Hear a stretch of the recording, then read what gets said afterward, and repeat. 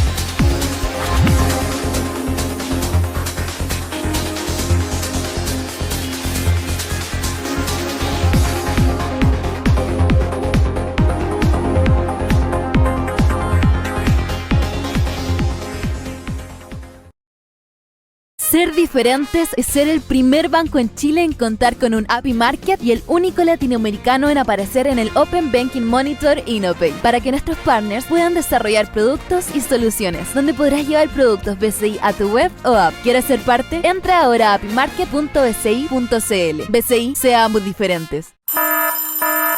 Ya comienza un nuevo programa en Divoxradio.com.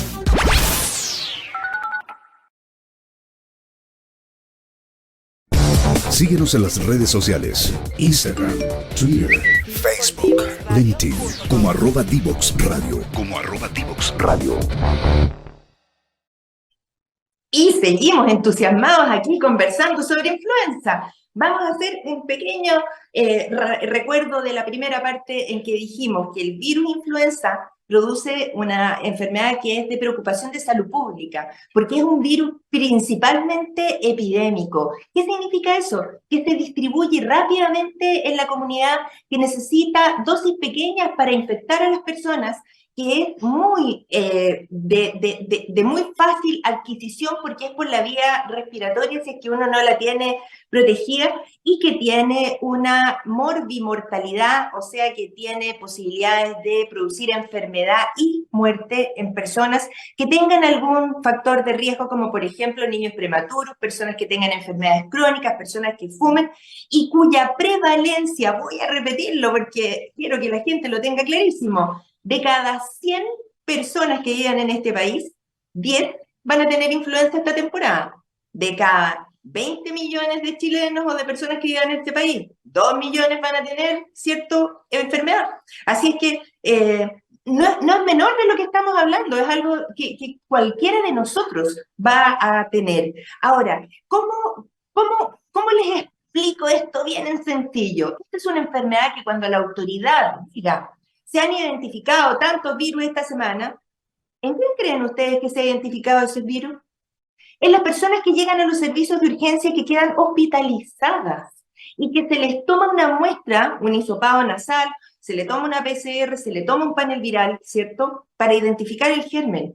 ¿Por qué? Porque no hay un recurso suficiente en ninguna parte del mundo para que cada vez que una persona tenga síntomas respiratorios, tú le hagas este screening o este testeo. Entonces, entendemos nosotros que hay centros centinelas que van cautelando la identificación de estos gérmenes, pero ojo que se hace en aquellas personas que están más severamente afectadas. ¿Y qué es lo que nos hemos encontrado desde el año pasado hasta ahora? Que la influenza va con otro virus también, va con otro germen. Puede ser adenovirus e influenza, virus sincicial e influenza. Por lo tanto, si tenemos de esas otras enfermedades que no tienen vacunación, una que sí tiene, por favor, hágalo. En este momento todavía está disponible y hágalo rapidito, ¿cierto? Esto de ir a vacunarse. Vuelvo a repetir la idea, que ojalá que las autoridades lo tomen. Escúchame, Jimena, hay que vacunar a todo el mundo de una en marzo. Si uno tiene programado contratar gente que vacune desde, no sé, marzo hasta junio, mejor pagar todo en marzo y que todo el mundo quede vacunado en este momento, porque así se disminuye significativamente la transmisión del virus dentro de una comunidad y no para el país entero. Si en esto lo que también hay que cautelar es que las cosas sigan ocurriendo. Ahora, entonces, ¿no sabemos cuántos casos en total hay de influenza? No, la respuesta es no, no tenemos ni idea, porque aquellas personas que no se testean nunca lo vamos a saber. Tenemos que se transmite entonces por vía directa, por aerosoles, ¿cierto? Por contacto de las manos. ¿Cuánto tiempo tarda en incubarse? Si a usted ayer, en el Día del Padre, le fueron a hacer un gesto de cariño en su casa y había 10 personas y había una enferma, ¿cuándo van a empezar a aparecer los síntomas? Bueno, entre horas a unos 3 o 4 días. ¿Y cuánto va a durar la enfermedad? La enfermedad en general dura entre 3 a otros 4 días, pero resulta que en los niños o en las personas inmunosuprimidas, la enfermedad dura mucho más. Puede durar 4 semanas o incluso más en que ese niño, esa persona inmunosuprimida, sigue contagiando. Y aquí viene otra cosa súper interesante también. ¿Desde cuándo uno empieza a contagiar? Si ayer fue el Día del Padre, ayer se juntaron 10 personas y una tenía síntomas, los otros 9 que estaban ahí, si alguno de ellos o todos toman el virus y empiezan a hacer la enfermedad, pueden ser contagiantes antes de tener síntomas.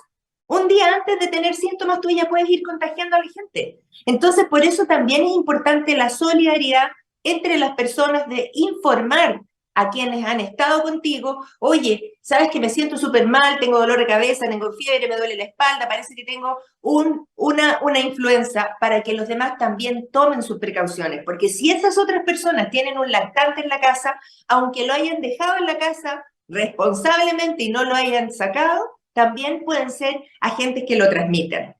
Entonces, en la transmisión, gota gruesa, superficie, aerosoles, ¿cuáles son las medidas a tomar? Lavado de manos, ventilación, limpieza, aseo permanente.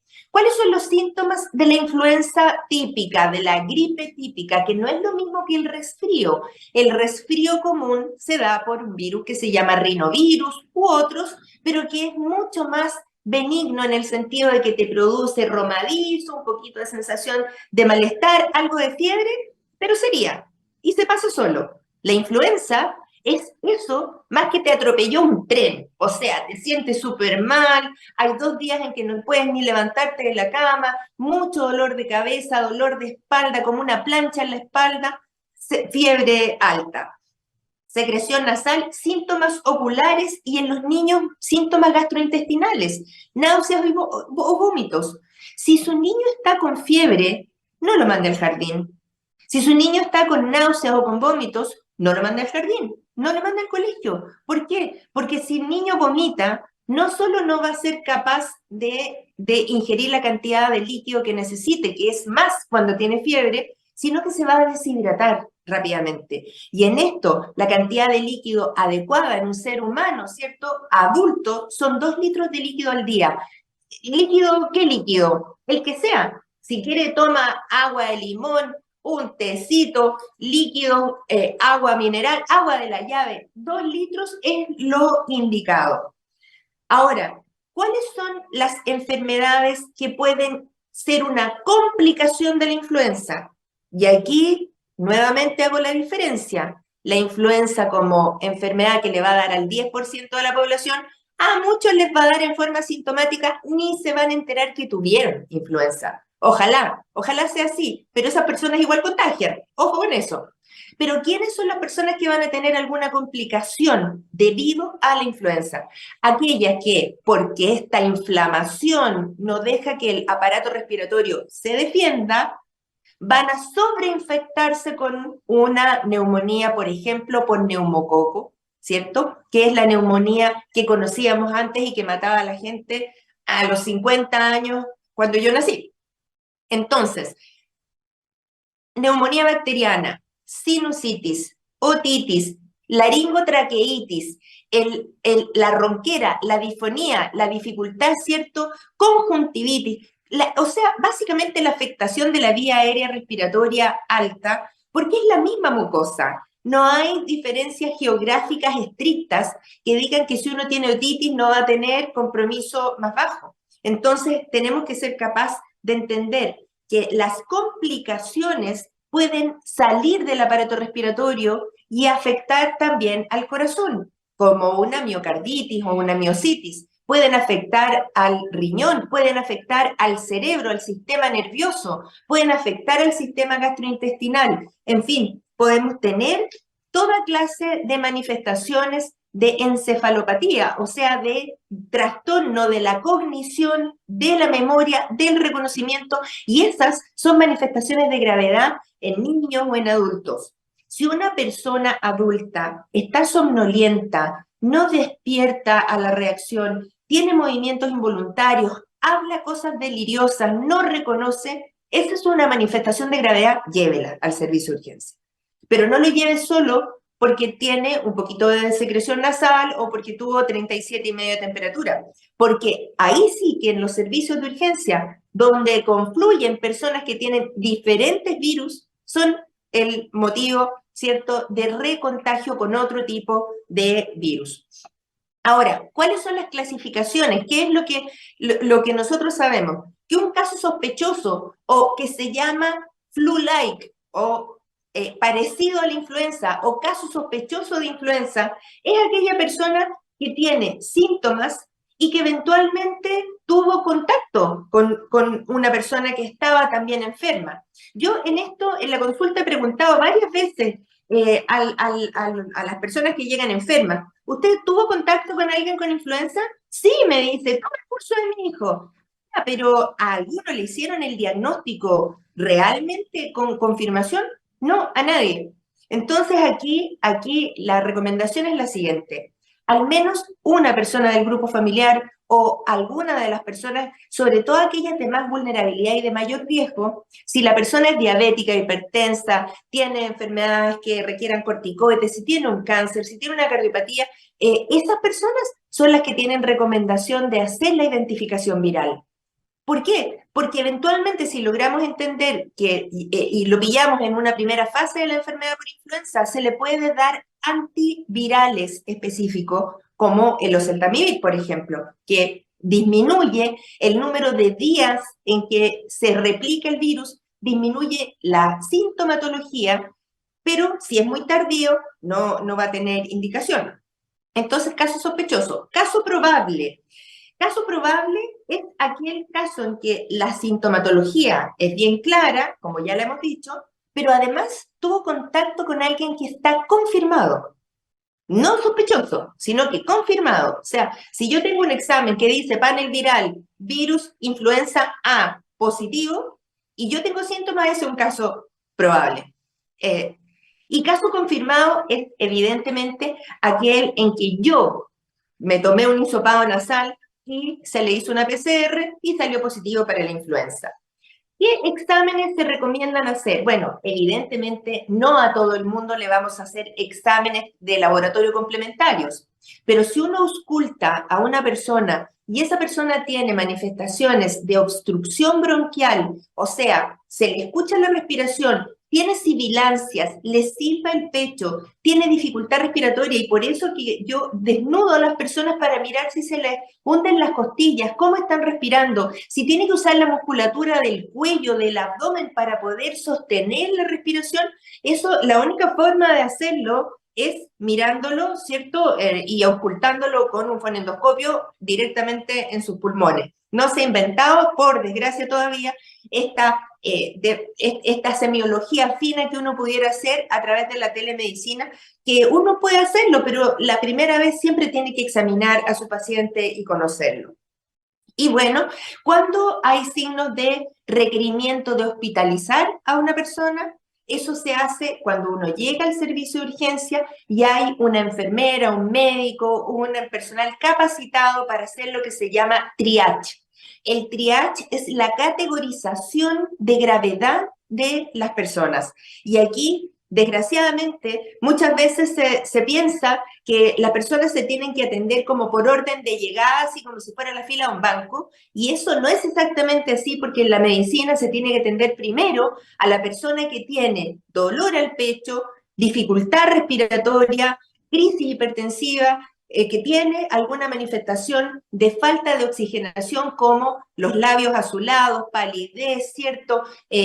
Una sensación de compromiso del estado general, y en esas personas se tiene que dar la preferencia y ocupar el box reanimador, sobre todo en los niños en que no son capaces de explicar en realidad lo que tienen, y que muchas veces, tal como hemos dicho, si sus mamás, sus papás trabajan, van acompañados a veces por sus hermanos o por un cuidador o por un vecino o por alguien que no conoce muy bien sus antecedentes. Entonces, por eso que esa especie de categorización de quién es el que tiene más urgencia es muy importante hacerlo al inicio de la consulta. Y recordemos que en Chile tenemos una ley que se llama Ley de Urgencia, en la que uno esté parado donde esté, así uno vive en Arica y está en Magallanes, o si es de Santiago y está en cualquier parte de la ciudad, el primer centro asistencial donde haya un servicio de urgencia que lo pueda atender, tiene la obligación de atenderlo si esa persona tiene riesgo de muerte o de una secuela vital permanente. Entonces, vamos avanzando en comentar cuál es el tratamiento de una persona que tiene influenza. Dijimos entonces que es una enfermedad respiratoria, están todos medios enfermos, usted compró el termómetro, está con 38 grados de temperatura, pero se detiene la persona, toma líquido, no tiene manifestaciones gastrointestinales. ¿Qué es lo que hay que hacer en la casa? Así, súper en concreto. Primero, mantener a esa persona idealmente aislada del resto de la casa. ¿Por qué? Porque esa persona va a estar permanentemente exhalando y estornudando y tosiendo y por lo tanto aerosolizando los virus de la influenza en su propio entorno. Esta persona tiene que estar en un lugar ventilado, alejada del resto de la casa. Pero como ya dijimos, pudo haber sido contagiante desde antes siquiera de tener los síntomas. Por lo tanto, se tiene que considerar que el grupo familiar también puede estar en riesgo de infectarse. Aquí esto a mí me ha sorprendido mucho, porque esto que lo repetimos tanto para la pandemia de COVID, es como que si lo estuviéramos hablando por primera vez y los virus respiratorios, tal como los coronavirus del COVID, la influenza, el virus incisional, se portan súper parecidos. Entonces hay que hacer las mismas cosas que dijimos que teníamos que hacer en ese momento. Evitar el abrazo y el beso en la mejilla. Hoy yo en esto he sido catete, he sido súper pesada con todas las autoridades de cualquier signo, de cualquier gobierno, cuando veo que en el Congreso la gente se da besos y se abraza. Yo los llamo a mirar en las reuniones internacionales. La gente ya casi no se da la mano, se saluda de lejos. Y eso creo que es algo que tenemos que tratar de instalar como una lógica de prevención en nuestro país. Aquí uno se saluda de la mano porque es un signo de respeto. Pero antes también usábamos pañuelos de tela que nos sonábamos los mocos, los guardábamos en la cartera y los volvíamos a ocupar cuando se secaba. Bueno, ya sabemos que eso es una asquerosidad y que no hay que hacerlo. Bueno, hoy la gente usa el pañuelo, se suena los mocos y se lo guarda en el bolsillo. Pucha, después mete la mano y se contagia igual. Entonces tenemos que hacer cambios culturales potentes en este país. Si tiene secreciones de cualquier naturaleza, sea discreto con esas secreciones, no las escupa en el suelo, para empezar, como pasaba antes con la tuberculosis. Uy, yo no sé si ustedes se acuerdan, pero en las películas de cowboys existían unas cosas que eran escupitinas, entonces todo el mundo escupía en esa misma cosa, y ahí quedaba. Bueno, los tiempos cambian. Antes la gente también fumaba en el restaurante al lado de una guagua. Los tiempos cambian. Yo espero que los tiempos también cambien y la gente ya no va a ver cerca de otro ser humano porque también le está produciendo un daño a su salud respiratoria. Entonces, hoy, si alguien tiene en su casa un enfermo respiratorio, trate de que esa persona se quede en reposo, que además tiene derecho a tener licencia médica, porque es una enfermedad aguda respiratoria. En general, en los servicios de urgencia no se emiten licencias por una cosa bien operativa, pero una persona enferma con influenza tiene derecho a reposo médico, clínico, extendido con una licencia válidamente otorgada. Eso es súper importante que todos lo sepan, porque igual uno no se siente bien si tiene 39 grados de temperatura, aunque le ponga el máximo entusiasmo al teletrabajo, igual está con sensación de enfermedad. Ahora, ¿qué otras cosas son importantes? Tener en cuenta que las dosis del tratamiento antiviral con oseltamivir dependen del peso y de la edad del paciente. A los niños que tienen a los niños pequeños de menos de 40 kilos hay que adecuarles la dosis y los pediatras la adecúan perfectamente bien, pero en general es a 2 a 3 miligramos por kilo cada 12 horas por 5 días.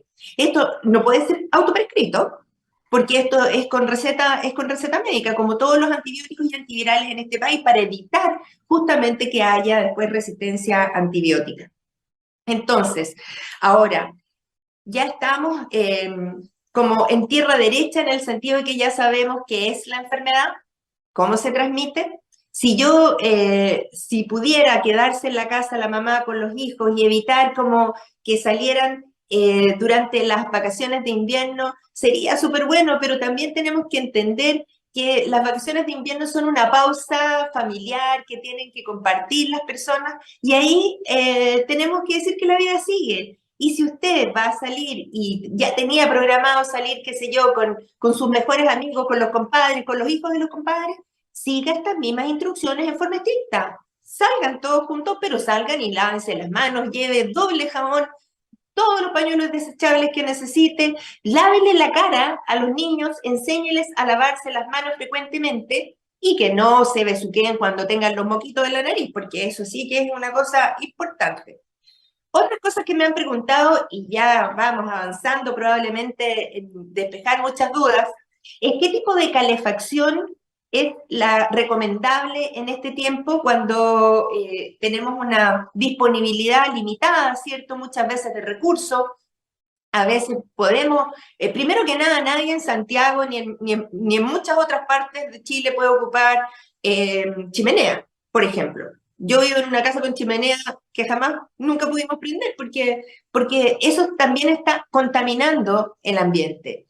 Pero hay personas que viven en lugares en donde se cocina con leña, en donde se calefacciona con leña, y así sea una estufa de tiro forzado que no va a contaminar inmediatamente ahí el ambiente adentro de la casa, también lo contamina afuera.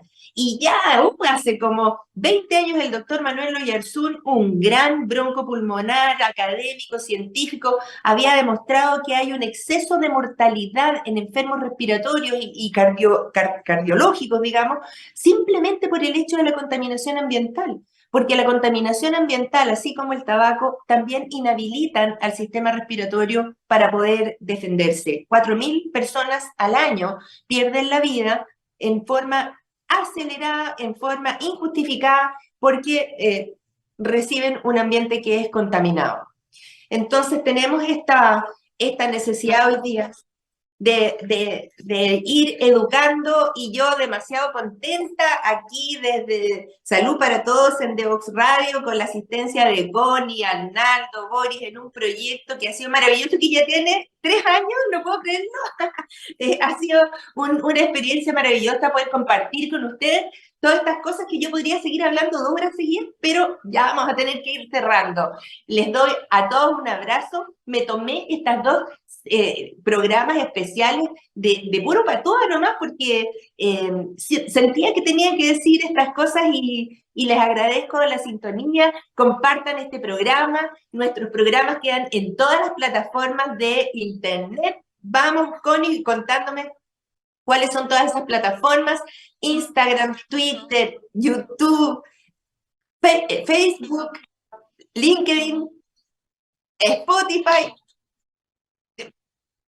de la radio, la página web www.devoxradio.com. Mis hijos se ríen de mí porque yo todavía digo www, pero en fin, así es la vida.